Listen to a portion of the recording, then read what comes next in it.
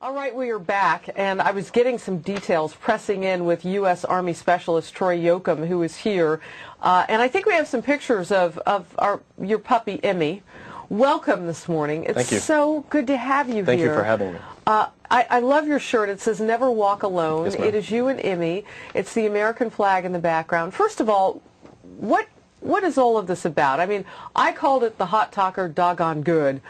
Walking 7,000 miles for our American heroes, but it's more than just the walk to you. Right.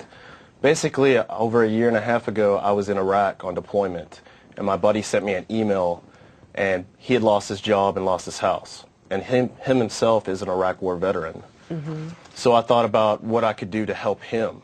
When I searched a few charities, I found out that thousands of military families had applied for financial assistance. So I thought, what can I do to help all these people? I need to go and start spreading the word.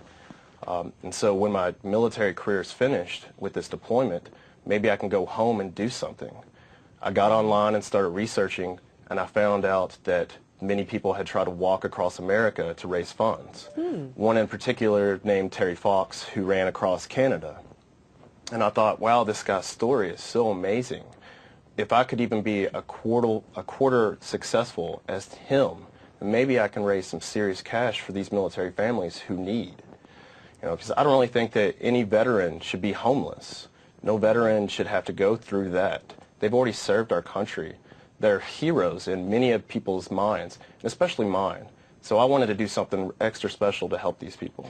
When you talk about homelessness and our veterans, this obviously is not a new topic. I mean, my father served in Vietnam and did 3 tours over there, and he came back and he just painted nightmare stories of some of the young men who had given limbs and everything right up to their lives, came back to this country and were not greeted as heroes. And are you finding that is somewhat the case? Is there any similarity to that you're seeing out there? I mean, you've just retired after your 8 years of service. So what has returning from the Middle East been like? I think that this Iraq war and Afghanistan war is not a popular war.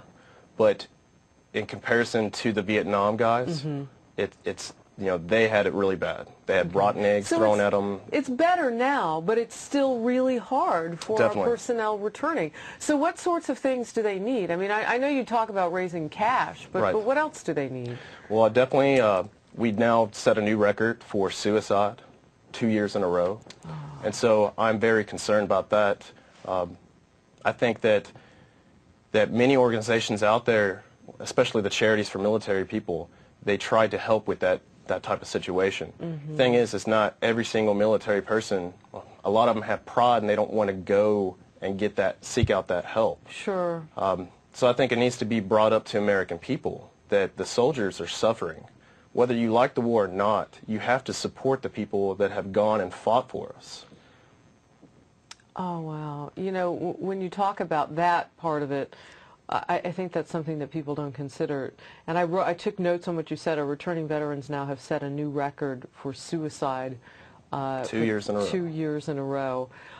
So it's more than just giving them, though, that psychological help. It's the outreach of saying, if you need help, I'll go with you. Right. Yeah. Exactly. They need friends. They do. But most importantly, I think because of the economy, so many families are now suffering. My buddy specifically, he was in the National Guard, and he had finished his tour duty. He did 8 years also. So when he was at home and I was on my last deployment in Iraq, he lost his job because his job went under. Not because he did anything wrong. Sure. Just because of the economy. Yep. So, and of course, he lost his house. He's got 5 kids. Ooh. So I immediately thought, I have to help this person. What can I do? But then when I saw that thousands of military families were in need, I immediately thought, well, I'm going to walk across America and spread awareness for these people. Yeah. But really, when I started walking just in my home training, no one paid attention to me. No one was really caring so much. So what was the tipping point? When did people start to pay attention to you? The tipping point was basically I started walking around, putting my backpack on, still no one really paying attention. I put a sign on my backpack. And your sign says, "The Hike for Our Heroes, 7,000 miles across America for military families." Yes, ma'am. Drumhike.com. thru-hike.com. That is correct. Basically, the tipping point was I figured out that I need to make a lot of noise and let it be known. Drum. Hence the drum. I started playing a drum. People started paying attention to me. They said, who is this crazy guy walking down the street banging on a drum? Then when they read the sign and they go to the site, a lot of people have been donating and helping. The story gives me chills. What a wonderful thing to do. God bless you and all of our troops, and thank you for your service. Thank you so much. That is Anne Marie, and she writes from Chicago. I don't know how much you have taken in of the strategy room, but this is how we do it. Our real stars and the people who really make a difference are those who watch us, and then they write in at strategyroom@foxnews.com.